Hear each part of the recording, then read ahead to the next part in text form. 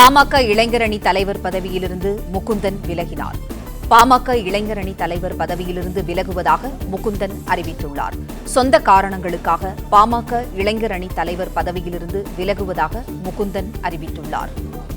பாமகவின் எதிர்காலம் அன்புமணி ராமதாஸ் தான் என்றும் முகுந்தன் குறிப்பிட்டுள்ளார்.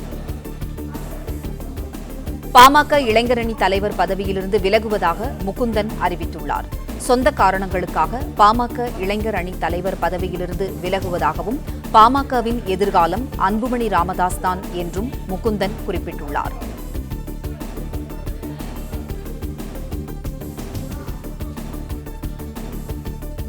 பாமக இளைஞரணி தலைவராக முகுந்தன் நீடிப்பார் என்று சற்று முன்பு அறிவித்தார் நிறுவனர் ராமதாஸ்.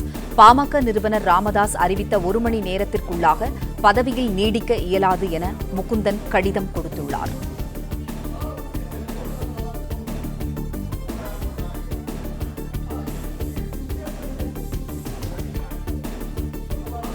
பாமக இளைஞரணி தலைவர் பதவியிலிருந்து விலகுவதாக முகுந்தன் அறிவித்துள்ளார்.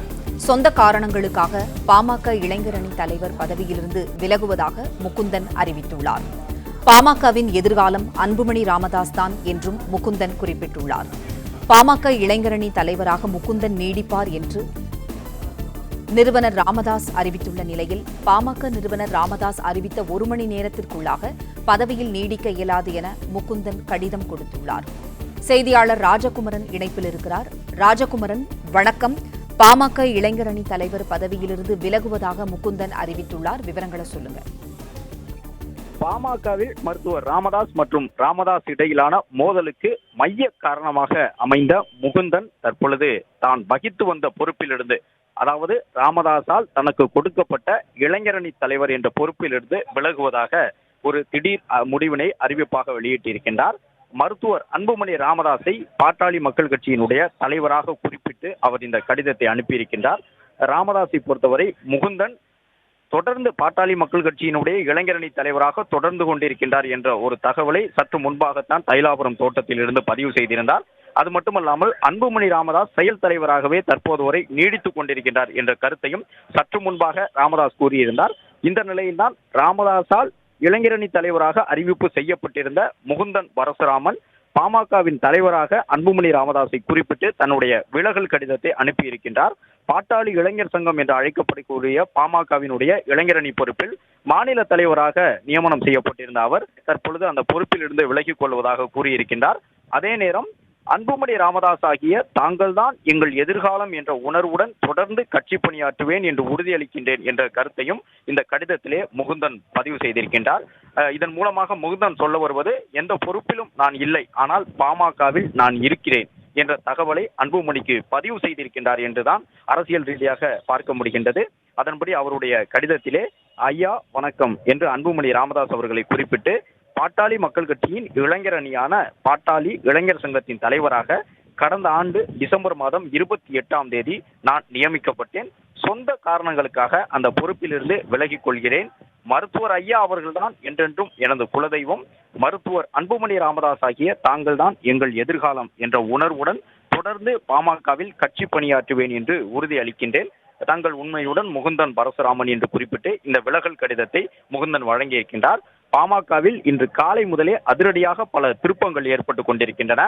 தொடர்ந்து அன்புமணி ராமதாஸை விமர்சித்து வந்தாலும் கூட ராமதாஸ் இதுவரை இல்லாத அளவிற்கு மிக பெரும் குற்றச்சாட்டுகளை அன்புமணியை நோக்கி முன்வைத்திருக்கின்றார். அன்புமணி தன்னை பல தருணங்களில் நிர்பந்தித்து கூட்டணியை உறுதி செய்வதாகவும், அன்புமணி ராமதாசும் சௌமியா அன்புமணி அவர்களும் தன்னை நிர்பந்தித்து கூட்டணி தொடர்பான முடிவுகளை எடுக்க வைத்தார்கள். அதிமுகவுடன் கூட்டணி வைக்கக்கூடாது, பாஜகவுடன் தான் கூட்டணி வைக்க வேண்டும் என்று சொன்னார்கள்.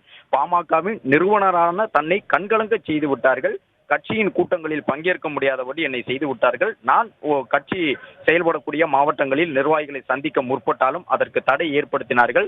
கட்சி கூட்டங்களிலே நான் மைக்கை பயன்படுத்தக்கூடாது என்றார்கள். என்னுடைய தலைமையில் கூட்டம் நடந்தாலும் எந்த மாவட்டத்திலும் 200 நபர்களுக்கு மேலே அந்த கூட்டத்திலே பங்கேற்க கூடாது என்றார்கள். தனிப்பட்ட முறையிலே திருமண மண்டபம் போன்ற ஒரு பெரிய அரங்குகளிலே நான் என்னுடைய கட்சியின் தொண்டர்களை சந்திக்க கூடாது.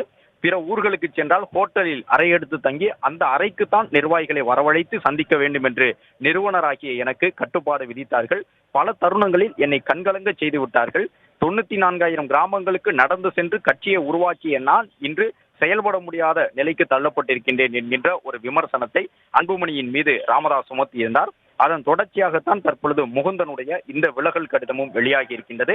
அதே நேரம் முகுந்தனை பொறுத்தவரை அவர் இளைஞரணி பொறுப்பில் இருந்து விலகி இருந்தாலும் பாட்டாளி மக்கள் கட்சியில் தொடர்ந்து கொண்டுதான் இருக்கின்றேன் என்ற ஒரு கருத்தையும் இந்த கடிதத்தின் மூலமாக வெளிப்படுத்தி இருக்கின்றார்.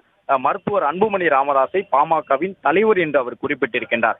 ராமதாஸை பொறுத்தவரை இப்போது வரை அன்புமணியை தலைவராக ஏற்றுக்கொள்ளவில்லை, செயல் தலைவர் என்ற நிலையில்தான் பார்த்து கொண்டிருக்கின்றார். சற்று முன்பாக தைலாபுரத்தில் நடைபெற்று முடிந்திருந்த செய்தியாளர் சந்திப்பிலும் அதை நேரடியாக பார்க்க முடிந்திருந்தது. பாமகவின் செயல் தலைவராகத்தான் அன்புமணி நீடித்துக் கொண்டிருக்கின்றார் என்ற கருத்தை ராமதாஸ் கூறியிருந்தார். அது மட்டுமல்லாமல் பாமகவில் இருக்கக்கூடிய ஜி.கே. மணி உள்ளிட்டவர்களும் இந்த பிரச்சனை எழுந்த பிறகு இதுவரை அன்புமணியை மாநில தலைவர் என்று குறிப்பிட்டு ஜி.கே. மணியும் பேசவில்லை. அவர்களை பொறுத்தவரை செயல் தலைவர் என்ற நிலையில்தான் அன்புமணியை பார்த்து கொண்டிருக்கின்றார்கள் ராமதாஸ், ஜி.கே. மணி உள்ளிட்டவர்கள். என்றாலும் கூட ராமதாஸால் இளைஞரணி பொறுப்பிற்கு அறிவிக்கப்பட்ட ராமதாஸினுடைய விசுவாசியாக பார்க்கப்பட்ட முகுந்தன் அன்புமணி ராமதாஸை பாமகவின் தலைவர் என்று குறிப்பிட்டு இந்த விலகல் கடிதத்தை அனுப்பியிருக்கின்றார். இன்றைய தேதியில் தான் இந்த கடிதமும் எழுதப்பட்டிருக்கின்றது. 29/5/2025 என்று இன்றைய தேதியில் இந்த கடிதம் எழுதப்பட்டிருக்கின்றது. மருத்துவர் ராமதாஸ் தான் என்னுடைய குலதெய்வம் என்று குறிப்பிட்டிருக்கக்கூடிய முகுந்தன் மருத்துவர் அன்புமணி ராமதாஸ் எங்களுடைய எதிர்காலம் என்ற உணர்வுடன் தொடர்ந்து கட்சி பணியாற்றுவேன் என்று உறுதியளிக்கின்றேன் என்றும் இந்த கடிதத்திலே கூறியிருக்கின்றார் முகுந்தன். பாமகவில் முகுந்தன் இளைஞரணி தலைவராக புதுச்சேரியில் நடைபெற்ற பொதுக்குழுவில் அறிவிக்கப்பட்டார்.